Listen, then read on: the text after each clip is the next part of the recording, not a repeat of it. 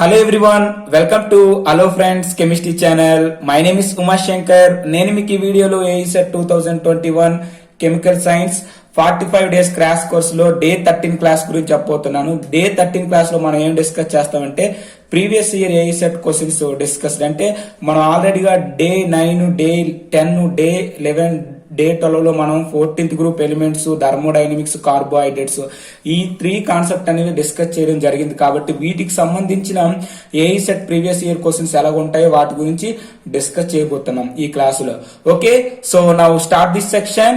So in AESET 2019 in the first question is in this 14th group elements అంటే మనకు 14th group elements నుండి AESET 2019 లో వచ్చే question చూసుకుంటే reaction of the ethylene magnesium bromide with CO2 gives. మనం ఇక్కడ చూసుకున్నట్లయితే ethyl magnesium bromide is a Grignard reagent. So this Grignard reagent is reacted to the CO2 to gives acetic acid అనేది మనకు వస్తుంది. So నేను ఆ యొక్క రియాక్షన్ అనేది ఎలా ఉంటుందో దాని గురించి బ్రీఫ్ గా ఎక్స్ప్లెయిన్ చేస్తున్నాను చూడండి. So the reaction of the Grignard reagent ఇక్కడ చూసుకున్నట్లయితే మీరు ఇక్కడ చూసుకున్నట్లయితే క్లారిటీగా గ్రిగ్నాట్ రియేజెంట్ చూసుకున్నట్లయితే CH3CH2 MgBr. This is the ethyl magnesium bromide. Here this is CO2 in the అంటే CO2 అనేది మనకి డ్రై ఐస్ స్టేట్ లో ఉన్నప్పుడు మాత్రమే ఇక్కడ ఉన్న CO2 దగ్గర ఉన్న లోన్ పేర్ ఆఫ్ అంటే కార్బన్ దగ్గర ఆక్సిజన్ దగ్గర నెగిటివ్ ఛార్జ్ వచ్చి మనకి ఏం జరుగుతుందంటే R గ్రూప్ అనేది వచ్చి అనేది C దగ్గర వచ్చి అటాక్ అవుతుంది. సో ఎప్పుడైతే గ్రిగ్నాట్ రియేజెంట్ లో R గ్రూప్ అనేది వచ్చి C దగ్గర అటాక్ అయిందో దీనికి charge ఉంటుంది, నెగటివ్ చార్జ్ ఉంటుంది. So here this is the partially negative charge, here this positive charge is present in there. So this R group is present in here. So in this intermediate is present in there. So in this intermediate is reacted to the H3O plus. అంటే ఇక్కడ ఉన్న ఒక proton అనేది తీసుకొని ఏంటవుతుందంటే మనకి acetic acid అనేది రావడం జరుగుతుంది. So ethyl magnesium bromide is reacted to the CO2 to gives a acidic acid. So this is the Grignard reagent is reacted to the CO2. Okay, so the correct option in the first question is acetic acid is a correct option. So the first question is A is the correct answer. So now coming to the another important question in AESET 2019 లో చూసుకున్నట్లయితే which of the following metal carbonyl compound has bridged CO. మనకి ఏంటంటే ఏ carbonyl compound అనేది bridged CO అని ఉంటుందని అడిగారు. ఇక్కడ చూసుకుంటే Mn2CO10, Re3CO12, Re2CO10, Fe3CO12 is a correct answer. ఎందుకంటే Fe3CO12 మనం ఇక్కడ స్ట్రక్చర్స్ చూసుకున్నట్లయితే వీటి యొక్క స్ట్రక్చర్స్ ఎలా ఉంటాయో చూడండి. ఇక్కడ చూసుకున్నట్లయితే MnCO10 యొక్క స్ట్రక్చర్ అనేది ఏంటంటే Mn కి మధ్య బాండ్ ఉంటుంది. అంటే ఇక్కడ కార్బోనైల్ కి Mn కి అనేది బాండ్ అనేది ఉండదు. ఇక్కడ చూసుకున్నట్లయితే ఇక్కడ కూడా రుథీనియం కి బాండ్ ఉంటుంది, బట్ బ్రిడ్జ్డ్ కార్బోనైల్ అనేది ఉండదు. సేమ్ టైం Re2CO10 లో చూసుకున్నా సరే మనకి ఏంటి Re కి మధ్య బాండ్ ఉంటుంది తప్ప కార్బోనైల్ కి ఉండదు. బట్ ఇక్కడ చూసుకున్నట్లయితే Fe3CO12 లో Fe కి బాండ్ ఉండదు, బట్ ఏంటి Fe కి మధ్యన బ్రిడ్జ్డ్ CO అనేది ఉంటుంది. సో దీన్ని బట్టి మనం ఏం చెప్పొచ్చు అంటే which of the following metal carbonyl compound has a bridged CO. దేనికి బ్రిడ్జ్డ్ CO ఉంటుందంటే option D is the correct answer. Okay, so now coming to the another important question, which of the following combination is the best suitable form a semiconductors. Best suitable form of semiconductors అనేసి ఇక్కడ అడగడం జరిగింది. ఇక్కడ ఏంటి copper, arsenic, zinc, germanium and arsenic and this is the antimony plus arsenic. ఇక్కడ చూసుకున్నట్లయితే germanium అర్సెనిక్ అనేది best suitable semi conductor. ఎందుకంటే మనం ఇక్కడ చూసుకున్నట్లయితే 14th group elements, 13th group elements చూసుకున్నట్లయితే 13th group element carbon, silicon, germanium, tin, lead.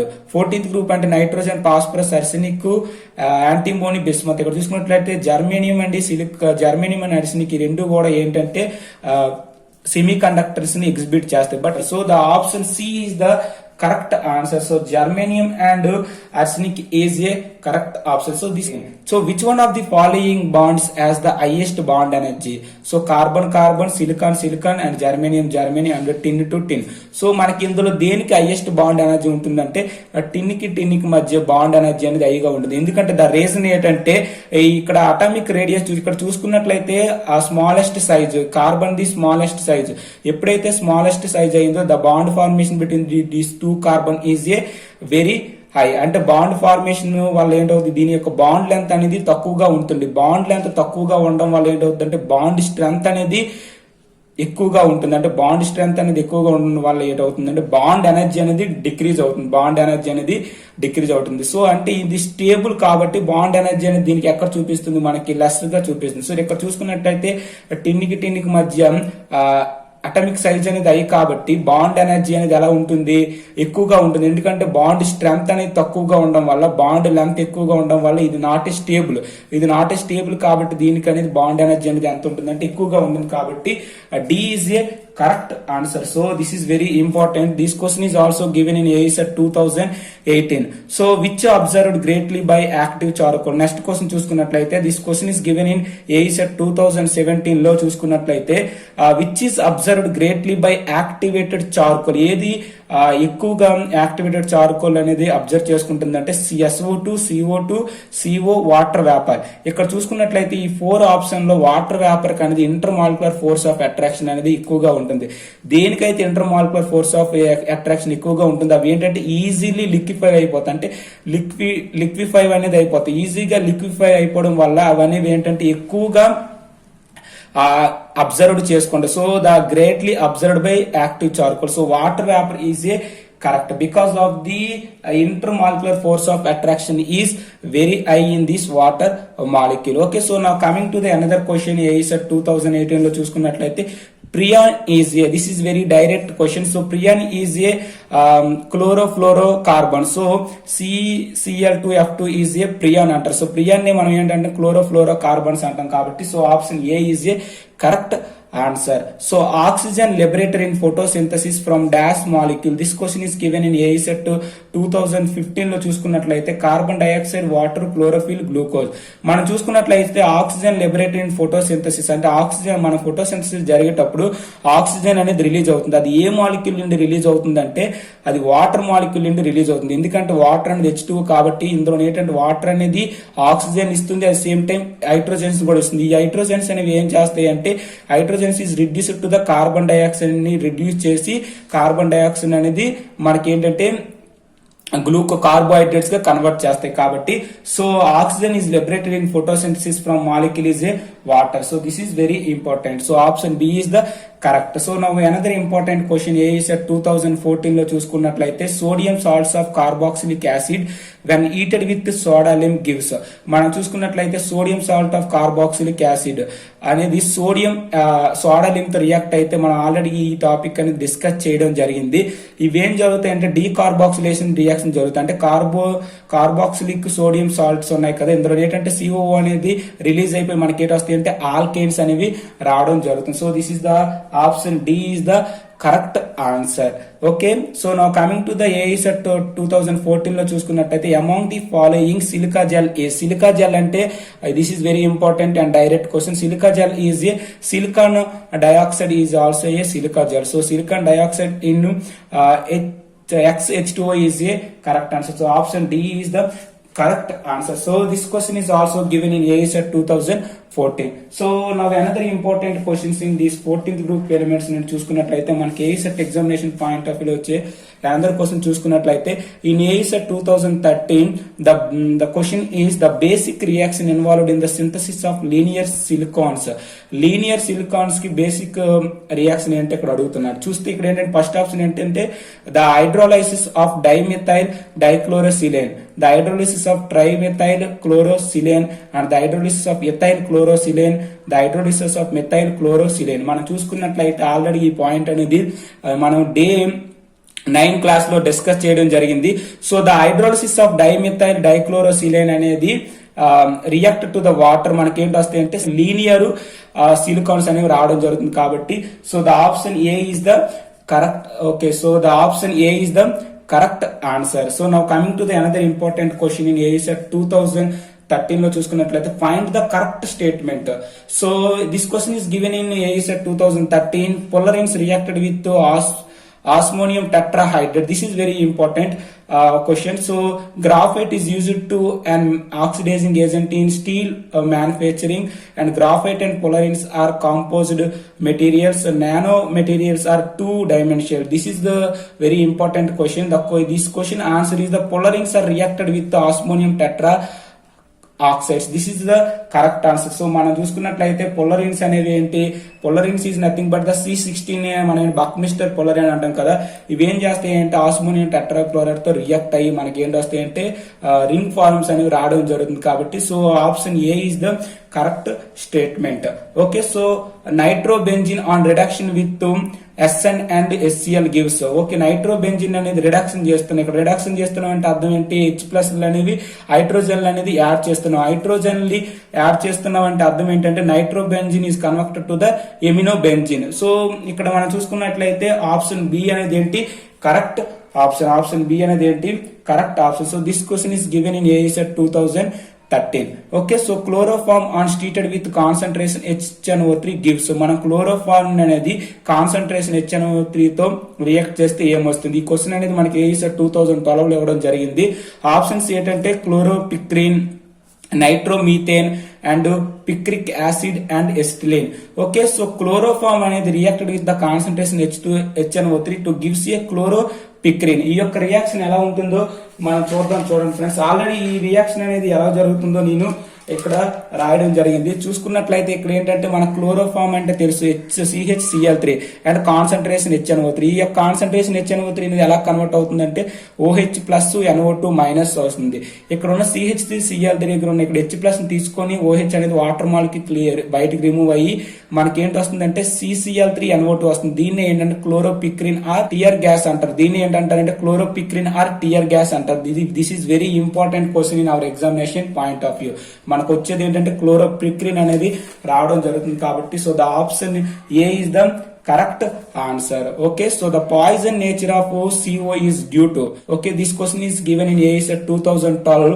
So the options is the it is a neutral nature, it is a complexing ability with blood, structure of molecule and presence of oxygen in it. మనం చూసుకున్నట్లయితే haemoglobin deoxy haemoglobin చూసుకున్నట్లయితే oxygen అనేది ఉంటుంది. So మనం ఎప్పుడైతే carbonyl అనేది పెట్టాం మనకి ఏంటవుతుందంటే స్ట్రాంగ్ కాంప్లెక్సింగ్ ఏజెంట్ అనేది రావడం జరుగుతుంది. అంటే its means poison nature of CO is due to ఏంటవుతుందంటే it is a complexing ability with blood. అంటే మనకి CO అనేది హిమోగ్లోబిన్ తో ఏంటైతే స్ట్రాంగ్ కాంప్లెక్సింగ్ రియేజెంట్ ని ఏర్పరుస్తుంది. కాబట్టి it is a poison nature of CO is due to దేని వల్ల వస్తుందంటే it is a complexing ability with blood. So this is the reason. Okay, so this is question is given in AESET 2012. So next another important question. The question is which of the following is a secondary pollutant? Okay, which of the following is secondary pollutant? CO, NO, PAN and SO2. Secondary pollutants అంటే అర్థం ఏంటంటే ఇవనేవి ఎలా వస్తాయి అంటే మనకి primary pollutants అనేవి react అవడం వల్ల మనకి సెకండరీ పొల్యూటెంట్స్ అనేవి రావడం జరుగుతుంది. ఈ పొల్యూటెంట్స్ ఎక్కడ ఉంటాయంటే మనకి అట్మాస్ఫియర్ లో ఉండడం జరుగుతుంది. కాబట్టి NO ఇవన్నీ కూడా అంటే మనకి వెహికల్స్ నుండి రావడం జరుగుతుంది. బట్ PAN ఉంది కదా, this is the peroxide nitrate. So this is the secondary pollutant. So option C is the correct answer. So next question in AESET 2012 లో చూసుకున్నట్లయితే which of the following element is poisonous to living system even in small dose. మనకేంటి తక్కువ క్వాంటిటీలో ఉన్నప్పుడు కూడా ఏ element అనేది poisoning nature కలిగి ఉంటుందంటే ఆల్రెడీ చెప్పడం జరిగింది. మెర్క్యూరీ అనేది ఏంటంటే తక్కువ క్వాంటిటీలో ఉండేటప్పటికి ఇది ఏంటంటే చాలా poison nature element in these options. Okay, so this is the mercury is the correct answer. So these are the previous year AESET questions of this 14th group elements. So now coming to the thermodynamics నుండి మనకి AESET examination కి వచ్చే previous year questions గురించి discuss చేద్దాం. Okay friends, so మనం AESET 2019 examination point of view లో చేసుకుంటే thermodynamics నుండి వచ్చే ఫస్ట్ క్వశ్చన్ ఏంటంటే the equation which shows the variation of heat of reaction with temperature.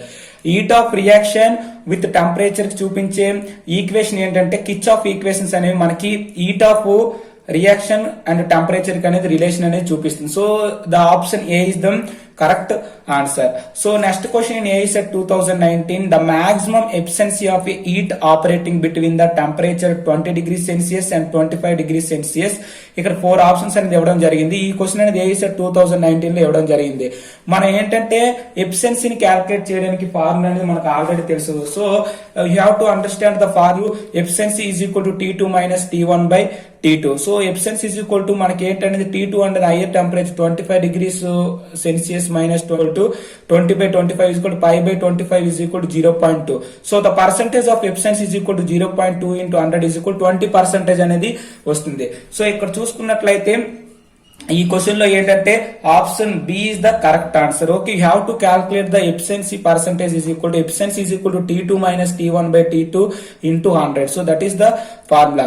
Okay, so option B is the correct answer. So another important question in AICET 2018 point of examination లో చూసుకున్నట్లయితే మనకి ఇచ్చిన question ఏంటంటే entropy of the universe ఏమవుతుందో అడుగుతున్నారు. Entropy of the universe అనేది increases to maximum, అంటే ఇది ఆప్షన్ ఏ అనేది కరెక్ట్ సార్. ఎందుకంటే the reason is the in according to thermodynamics second లో ఏం చెప్తుందంటే entropy of the universe is increases to maximum అని చెప్పడం జరుగుతుంది. So according to thermodynamics second లా ప్రకారం ఏంటంటే ఆప్షన్ ఏ అనేది కరెక్ట్ ఆన్సర్.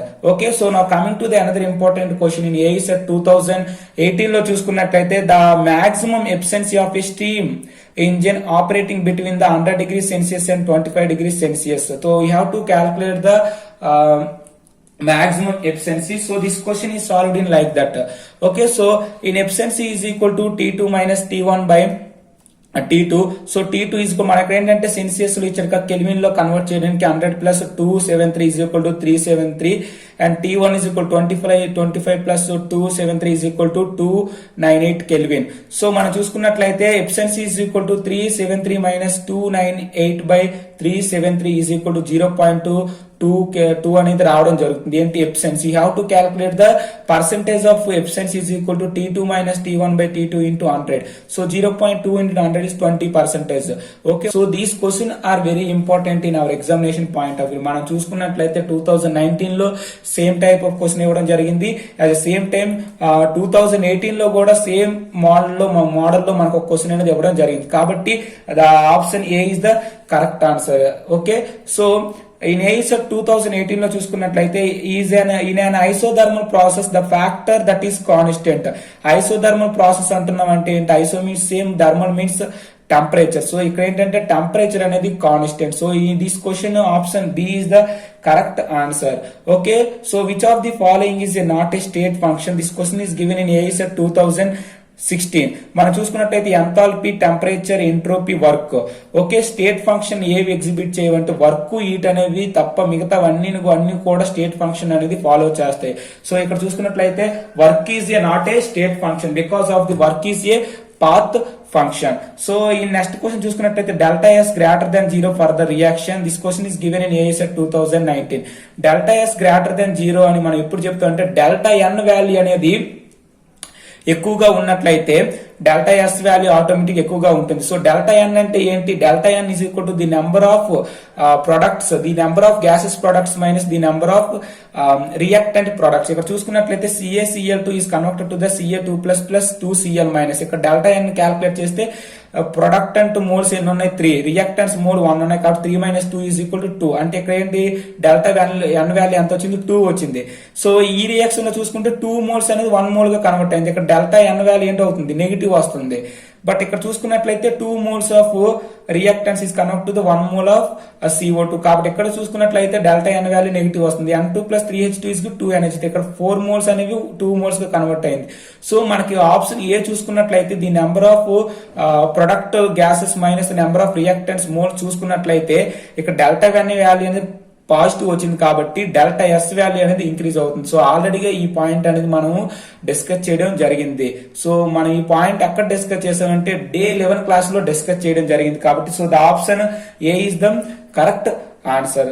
నెక్స్ట్ క్వశ్చన్ చూసుకున్నట్లయితే AICET 2016 లో చూసుకున్నట్లయితే Joule Thomson coefficient is A. ఇక్కడ 4 ఆప్షన్స్ అనేది ఇవ్వడం జరిగింది. మనం ఆల్రెడీగా చెప్పాం జౌల్ థామ్సన్ ఎఫెక్ట్ ఏంటి, కోఎఫిషియంట్ ఏంటంటే douT by douP at constant enthalpy is also called as Joule Thomson coefficient. So ఈ క్వశ్చన్ అనేది AICET 2016 లో ఇవ్వడం జరిగింది. సో నెక్స్ట్ క్వశ్చన్ చూసుకున్నట్లయితే at a temperature of 300 Kelvin 1 mole of an ideal gas is expanded reversibly from 10 liters to V liters. So the work done by the gas is 1381.8 calories.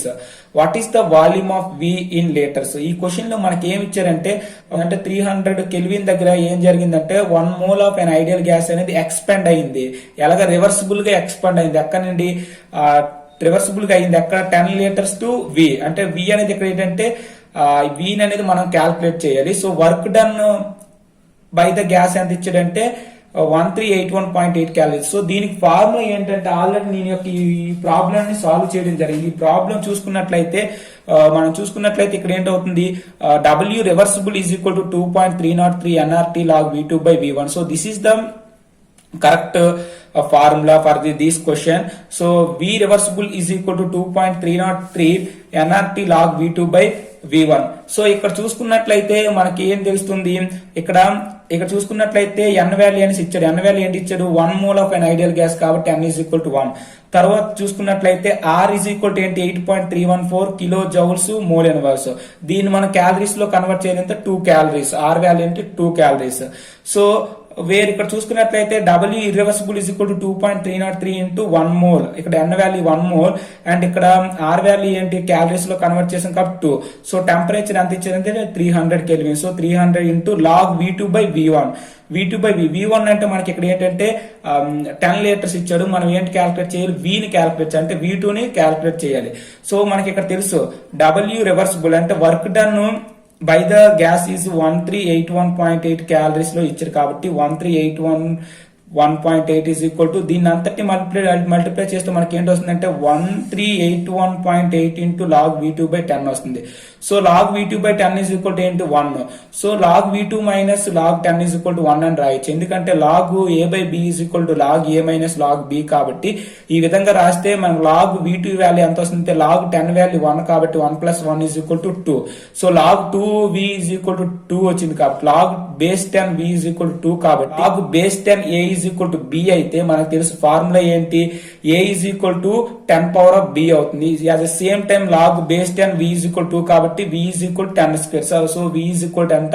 100. So మనకి ఇక్కడ option చూసుకున్నట్లయితే option D is the correct answer. Okay, so this is very important formula. You have to use the formula is W reversible, work done reversible is equal to 2.303 nRT log V2 by V1.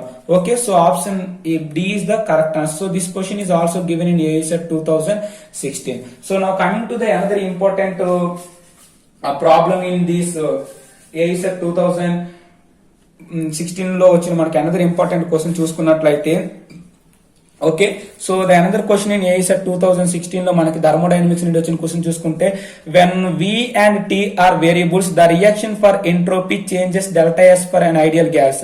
So ideal gas లో మనకి delta S కి formula ఏంటంటే already point అనేది మనం day 11 లో చెప్పడం జరిగింది, day 11 class లో చెప్పడం జరిగింది. సో డెల్టా S కి ఫార్ములా ఏంటంటే CV ln T2 by T1 plus R ln V2 by V1. So option B is the correct answer. So this is the formula for the delta S for an ideal gas.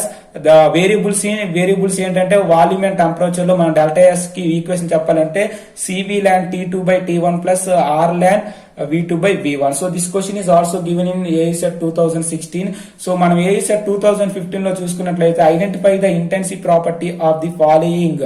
Okay, what is intensive property? Intensive property అంటున్నా ఇది mass independent, mass మీద depend అవ్వదు. మనం ఇక్కడ చూసుకున్నట్లయితే mass, enthalpy, density, entropy. So density is a correct answer.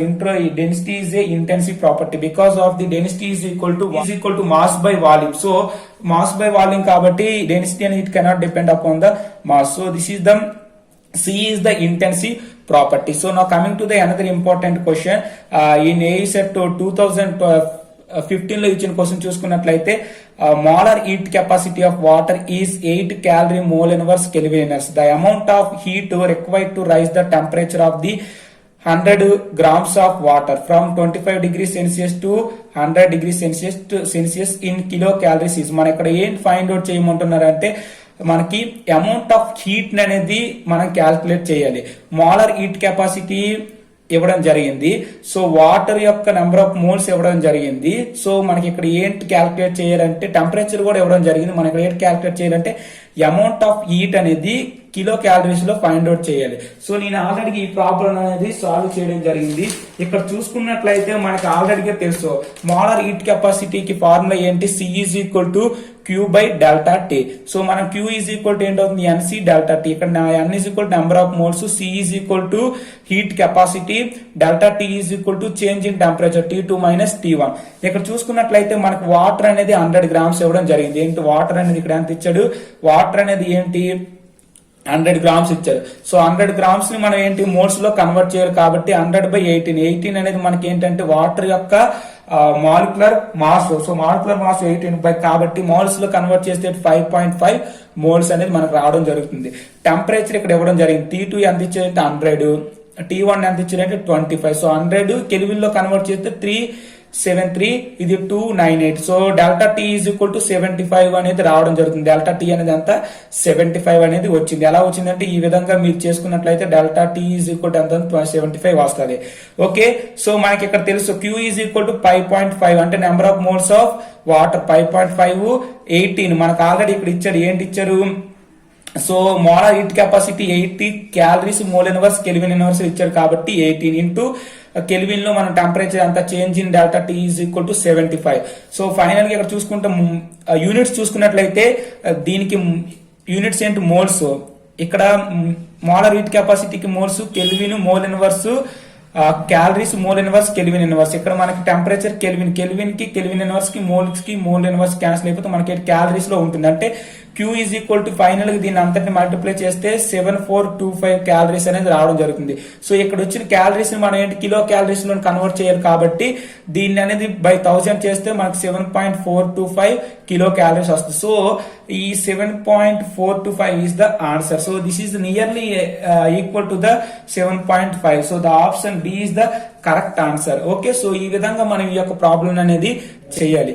Okay, so now coming to the another important problem in AESET 2014 లో ఇచ్చిన question చూసుకున్నట్లయితే for the reversible equation P of G plus Q of G is irreversible R of G plus S of G ఇవన్నీ gas state లో ఉన్నాయి. So delta G0 is equal to -390 degrees kilojoule. Which one of the following statement is it true? The reaction is thermodynamically not feasible. Equilibrium constant is greater than 1. Delta S is negative. The reaction should be spontaneous. మనకు తెలుసు delta G is equal to negative ఉన్నదంటే ఆ reaction ఏంటి స్పాంటోనియస్ reaction కాబట్టి D is the correct answer. Okay, so now coming to the AESET 2013 లో చూసుకున్నట్లయితే which of the following is a state function? So state function అంటే ఏంటి, initial and final state మీద depend అయి ఉంటుంది. సో ఆల్ థర్మోడైనమిక్ ప్రాపర్టీస్ కూడా ఏం చూపిస్తాయి అంటే స్టేట్ ఫంక్షన్ చూపిస్తాయి. ఇక్కడ చూసుకున్నట్లయితే enthalpy, heat energy, radioactive energy and internal energy. So enthalpy, internal energy అనేవి ఏంటి స్టేట్ ఫంక్షన్. ఓకే, సో నా coming to the another important question in AESET 2013 లో చూసుకున్నట్టే the efficiency of stream engine operating between 110 degrees Celsius and 25 degrees Celsius. So మనకి ఈ problem కూడా ఎలా చేయాలంటే మనకు ఆల్రెడీ చేయడం జరిగింది. So efficiency is equal to T2 minus T1 by T2 into 100. So T2 is equal to ఎంత ఇక్కడ మనకి 383. ఎందుకంటే టెంపరేచర్ అనేది 110 degrees ఇవ్వడం జరిగింది కాబట్టి కెల్విన్ లో కన్వర్ట్ చేయడం కంటే 273 ని యాడ్ చేస్తే 383. సో మనకి T1 is equal to 298 and T2 is equal to ఎంత వచ్చింది అంటే T2 ఈజ్ ఈక్వల్ టు 383 వచ్చింది. ఎందుకంటే ఇక్కడ T1 అనేది 25 degrees Celsius కాబట్టి 25 ప్లస్ 273 వేస్తే ఎంత అవుతుంది 298 వస్తుంది. So efficiency is equal to 383 minus 298 by 383 into 100. So మనకి ఫైనల్ గా 0.22 వస్తుంది. దీన్ని 100 తో మల్టిప్లై చేస్తే 22% అనేది రావడం జరుగుతుంది. కాబట్టి so in this question option C is the correct answer.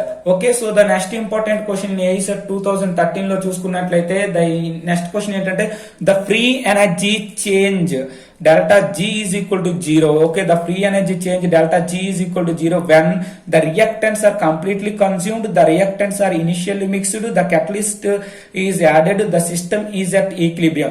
Delta G is equal to 0 అంటున్నాం అంటే అర్థం ఏంటంటే the system అనేది ఈక్విలిబ్రియం లో ఉన్నదని అర్థం. This is very important. System అనేది ఏంటి ఈక్విలిబ్రియం లో ఉన్నది. గ్రిప్స్ ఫ్రీ ఎనర్జీ అనేది మనకి 0 ఉందంటే ఈక్వల్ టు 0 అంటే ఆ సిస్టమ్ అనేది ఈక్విలిబ్రియం లో ఉందని అర్థం. So this question is given in AESET 2013. So now coming to the another important question in AESET 2014 12 లో ఇచ్చిన ప్రాబ్లం చూసుకున్నట్లయితే the internal energy of an 1 mole of an ideal gas is given by the internal energy of 1 mole of an ideal gas is given by ఇక్కడ 4 options ఇవ్వడం జరిగింది. So మనం చూసుకున్నట్లయితే దీన్ని ఎలా మనం చెప్పగలుగుతాం అంటే మనం according to kinetic theory of gas చూసుకున్నట్లయితే మనకి ఏంటి the kinetic theory average kinetic energy is equal to the 3/2 NKT. So ఇక్కడ n is equal to the number of the number of moles. ఇక్కడ చూసుకున్నట్లయితే ఈ ఐడియల్ గ్యాస్ 1 మోల్ కాబట్టి kinetic energy is equal to 3/2 KT 3/2 KT. So 3/2 KT కాబట్టి మనకి ఇక్కడ చూసుకున్నట్లయితే ఇక్కడ the internal energy of 1 mole, internal energy అనేది function of temperature.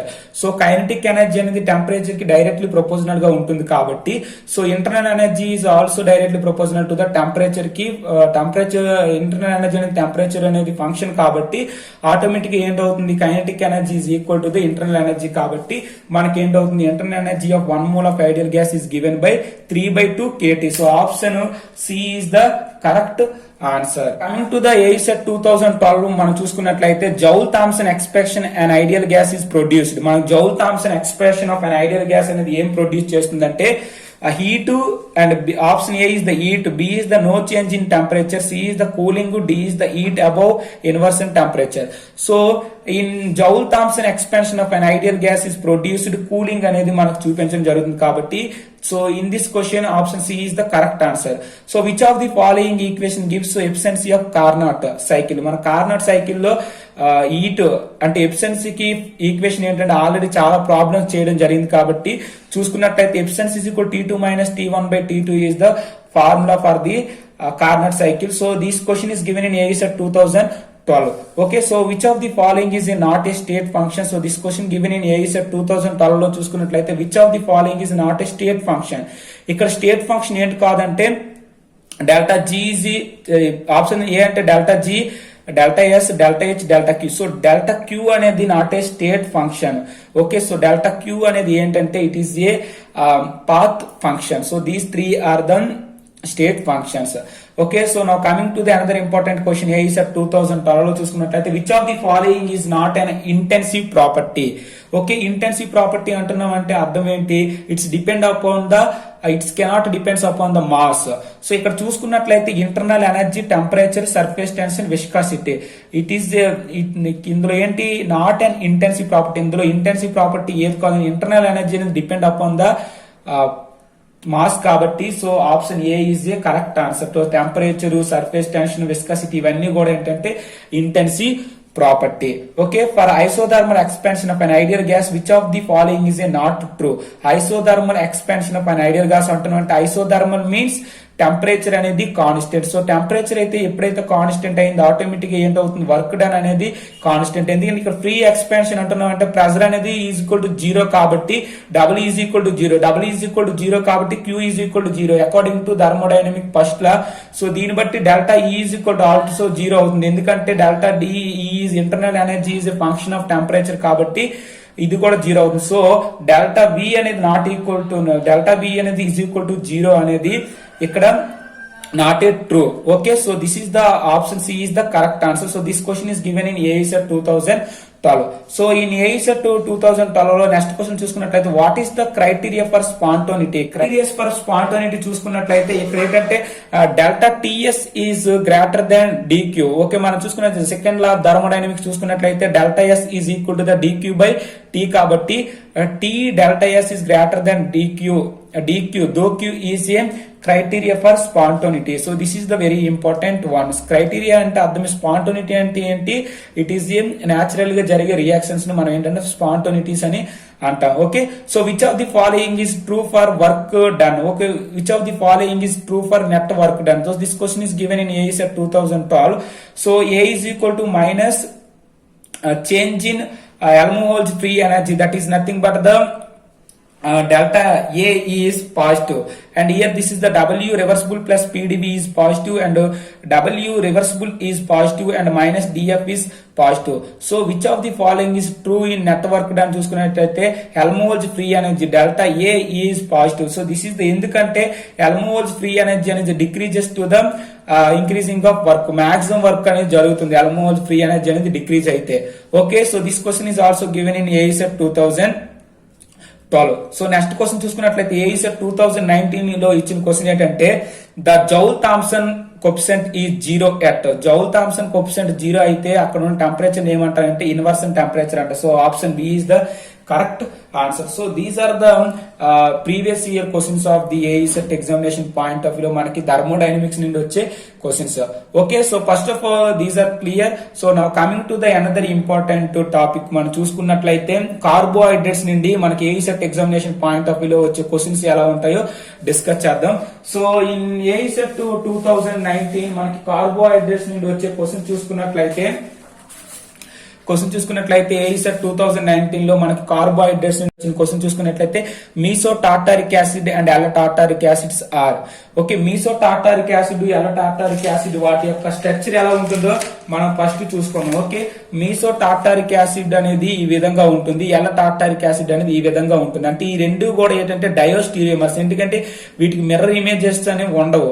It is not impossible mirror images కాబట్టి ఇవేంటంటే మీసో టార్టారిక్ యాసిడ్ ఎల్ల టార్టారిక్ యాసిడ్స్ అనేవి ఏంటంటే diastereomers. So option B is the correct answer. So aldopentoses contain how many stereoisomers? This question is given in AESET 2019 లో ఇచ్చాడు. aldopentoses లో 3 chiral carbons ఉంటాయి కాబట్టి 3 asymmetric centers ఉంటాయి కాబట్టి stereoisomers ని క్యాలిక్యులేట్ చేయడానికి formula 2 power of n. So n is equal to number of chiral centers కాబట్టి 2 power of n is equal to 2 power of 3 is equal to 8. So option D is the correct answer. So now another important question AESET 2019 లో చూసుకున్నట్లయితే how many phenyl hydrogen molecule reacted with glucose to form glucovasazone. glucovasazone లో మనం చూసుకున్నట్లయితే ఎన్ని phenyl hydrogen molecules react అవుతాయి అంటే 3 అనేవి అవుతాయి. So this is also direct question. So this question is given in AESET 2019. So another important question AESET 2018 లో చూసుకున్నట్లయితే synthesis of starch by plants is an example of photosynthesis reaction కి ఇది అనేది example అనేది అవుతుంది. Okay, so inulin is a polymer of fructose. This is also direct question. Inulin అనేది ఏంటంటే polymer of fructose, number of fructose కలిపి మనకి ఏంటంటే ఇనులిన్ అనేది రావడం జరుగుతుంది. So this question is given in AESET 2018. So next important question AESET 2018 లో చూసుకున్నట్లయితే alcohol fragmentation of glucose is catalysed by. Alcohol ని ఫ్రాగ్మెంటేషన్ ఆఫ్ గ్లూకోజ్ అంటే ఆల్కహాల్ ని యూజ్ చేసి మనం ఏం చేస్తామంటే ఫ్రాగ్మెంటేషన్ చేస్తామంటే గ్లూకోజ్ ఫ్రక్టోజ్ మాలిక్యూల్ సపరేట్ చేసేటప్పుడు అక్కడ యూజ్ అయ్యే కెటలిస్ట్ ఏంటంటే ఇన్వర్స్టేజ్ అనేది యూజ్ చేస్తారు. ఓకే, ఇన్వర్స్టేజ్ ఎంజైమ్ అనేది అక్కడ ఆల్కహాల్ ఫ్రాగ్మెంటేషన్ ఆఫ్ గ్లూకోజ్ చేసేటప్పుడు ఇన్వర్టేజ్ ఎంజైమ్ అనేది యూజ్ చేస్తారు. So this question is also very important. So which of the following is a sweetest in nature? Okay, మనకి గ్లూకోజ్, ఫ్రక్టోజ్, సుక్రోజ్, మాల్టోజ్ ఈ అన్నిటిలో మనకి ఏది ఎక్కువగా స్వీటెస్ట్ ఉంటుందంటే ఫ్రక్టోజ్ అనేది ఉంటుంది. ఒకవేళ ఫ్రక్టోజ్ కానీ ఆప్షన్ లో లేకపోతే నెక్స్ట్ దేనికి ఉంటుంది అంటే సుక్రోజ్ అనేది స్వీటెస్ట్ నేచర్ అనేది ఉంటుంది. ఓకే, సో నెక్స్ట్ క్వశ్చన్ చూసుకున్నట్టే starch is an example of. Starch అనేది దేనికి ఎగ్జాంపుల్? పాలీసాక్రైడ్స్ కి స్టార్చ్ అనేది example. Which one of the following is a not a sugar? ఇందులో చూసుకున్నట్లయితే ఏది షుగర్ కాదు, స్టార్చ్ అనేది షుగర్ కాదు, ఎందుకంటే polysaccharides are non sugars. Already చెప్పడం జరిగింది ఈ క్వశ్చన్. సో ఈ క్వశ్చన్ అనేది AESET 2018 లో ఇవ్వడం జరిగింది. So the sugar with will not reduce Fehling solution. Okay, ఇందులో చూసుకున్నట్లయితే మాల్టోజ్, లాక్టోజ్, సుక్రోజ్, గ్లూకోజ్ వీటిలో ఏది రిడ్యూసింగ్ పెహలింగ్ అంటే పెహలింగ్ సొల్యూషన్ ని టెస్ట్ లో ఇవ్వదంటే చూసుకున్నట్లయితే సుక్రోజ్ అనేది నాట్ రిడ్యూస్ పెహలింగ్ సొల్యూషన్. ఎందుకంటే ఇక్కడ ఏంటంటే sucrose is a non reducing agent కాబట్టి సుక్రోజ్ అనేది పెహలింగ్ రియేజెంట్ తో మనకి టెస్ట్ అనేది ఇవ్వదు కాబట్టి ఆప్షన్ సి అనేది correct answer. Okay, so now coming to the another important question in this AESET examination point of view లో మనకు వచ్చే కార్బోహైడ్రేట్స్ నుండి వచ్చే అనదర్ క్వశ్చన్ చూసుకున్నట్లయితే AESET 2017 లో మనకేంటంటే AESET 2017 లో కార్బోహైడ్రేట్స్ నుండి వచ్చే క్వశ్చన్ చూసుకుంటే ద ఫాలోయింగ్ 2 కాంపౌండ్స్ ఆర్. ఇక్కడ చూసుకున్నట్లయితే 2 కాంపౌండ్స్ ఇచ్చారు, ఈ 2 ఏమని అడుగుతున్నారు. ఈ 2 ఏంటంటే ఇక్కడ చూసుకున్నట్లయితే ఇక్కడ మిర్రర్ గానీ పెట్టినట్లయితే ఈ 2 ఒకదానికొకటి ఎలా ఉన్నాయి, మిర్రర్ ఇమేజెస్ టు ఈచ్ గా ఉన్నాయి కాబట్టి ఏవైతే మిర్రర్ ఇమేజెస్ టు ఈచ్ ఉంటాయి వాటిని ఏంటంటారంటే ఎనాన్సియోమర్స్ అనేవి అంటారు. ఓకే, ఎనాన్సియోమర్స్ అంటారు. So option D is the correct answer. So AESET 2017 లో ఇచ్చిన క్వశ్చన్ చూసుకుంటే alpha D plus glucose, beta D plus glucose are. మనం చూసుకున్నట్లయితే alpha D glucose, beta D glucose ఏంటంటే ఫస్ట్ కార్బన్ ఆటం దగ్గర అనేది ఓహెచ్ గ్రూప్ అనేది డిఫర్ అనేది చూపిస్తుంది. కాబట్టి ఇవి ఏంటి చూపిస్తాయి అంటే యానోమర్స్ అనేది చూపిస్తాయి. యానోమర్స్ అనేవి ఏంటి, ఫస్ట్ కార్బన్ ఆటం దగ్గర డిఫరెన్సెస్ అనేవి ఉంటాయి. ఓకే, సో నా coming to the another important question AESET 2015 లో చూసుకున్నట్లయితే among the following identify trioses. Trioses అనేది ఐడెంటిఫై చేయమంటాం. ట్రయోస్ అంటే ఏంటి, గ్లిజరాల్డిహైడ్ నే మనం ఏమంటాం అంటే ట్రయోస్ అంటాం. Okay, this is very important. So next question చూసుకున్నట్లయితే the two forms of D glucopyranose obtained from the glucose obtained from the solution of D glucose are called. అంటే డి గ్లూకోజ్ నుండి మనకి 2 moles of D glucopyranose obtain అవుతాయి. వాటిని ఏమంటారంటే anomers అంటారు. ఎందుకంటే D glucopyranose and D glucopyranose and D minus glucopyranose అనేవి ఏంటి, ఫస్ట్ కార్బన్ దగ్గర డిఫరెంట్ ఉంటాయి కాబట్టి వాటిని ఏంటంటారంటే యానోమర్స్ అంటారు. So option B is the correct answer. So which carbohydrate is formed in the following reaction? D-glucose in the presence of bromine water and calcium carbonate and H2O2 Fe3. Okay, మనం already చెప్పడం జరిగింది. రఫ్స్ method చూసుకున్నట్లయితే ఏంటంటే D glucose అంటే aldo ఎగ్జోజెస్ నుండి aldo pentoses కి conversion జరుగుతుంది. కాబట్టి ఇక్కడ డి గ్లూకోజ్ అనేది ఏంటంటే డి అరబినోస్ గా కన్వర్ట్ అవుతుంది. డి అరబినోస్ అనేది ఏంటి, ఆల్డో పెంటోజెస్. ఇక్కడ డి రియాక్షన్ ఏమంటామంటే ఈ మెథడ్ ని ఏమంటామంటే రఫ్ మెథడ్ అనేసి అంటాం. ఓకే, సో నా కమింగ్ టు ది ఏఈసెట్ 2012 లో చూసుకున్నట్లయితే monosaccharides reacted with alcohol to give. Okay, this is very important. Monosaccharides గానీ ఆల్కహాల్ తో రియాక్ట్ చేసినట్లయితే మనకి ఏం వస్తాయి అంటే గ్లైకోసిడిక్ రెసిడ్యూస్ అనేది వస్తాయి. గ్లైకోసిడిక్ రెసిడ్యూస్ అనేది వస్తాయి. So this is very important. So last question చూసుకున్నట్లయితే the correct epimeric pair is the correct epimeric pair. Epimers అంటే ఏంటి, C2 C3 ఏ కార్బన్ దగ్గరైనా డిఫరెన్స్ చూపించవచ్చు. అంటే ఏ కాన్ఫిగరేషన్ దగ్గర ఏ కార్బన్ దగ్గరైనా డిఫరెన్స్ అనేది చూపించు. మనం చూసుకున్నట్టయితే డి గ్లూకోజ్ ఎల్ గ్లూకోజ్ ఇవి ఓన్లీ ఫస్ట్ కార్బన్ దగ్గరే డిఫర్ ఉంటాయి. So D fructose L fructose ఇది కూడా ఫస్ట్ కార్బనే.